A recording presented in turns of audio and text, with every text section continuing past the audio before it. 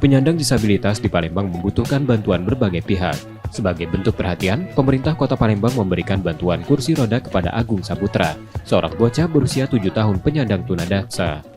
Senin siang kemarin, Sekretaris Daerah Kota Palembang Ratu Dewa berkunjung ke kediaman Agung di Jalan Abi Kusno, Kelurahan Kertapati, Kecamatan Kertapati. Agung mengalami kondisi ini sejak usia 7 bulan.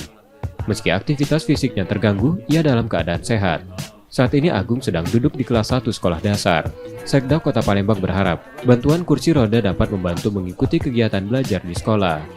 Ternyata di sini ada anak baru sekolah dasar kelas 1 membutuhkan uluran tangan dari kita, bantuan yang benar-benar diharapkan, yaitu bantuan kursi roda. Dengan harapan kita bahwa Pak Ananda kita Agung ada motivasi dia untuk mengenyam pendidikan dengan bantuan kita kursi roda untuk dia bisa sekolah, apalagi keinginan yang kuat dari dia untuk menempuh pendidikan, patut kita berikan apresiasi.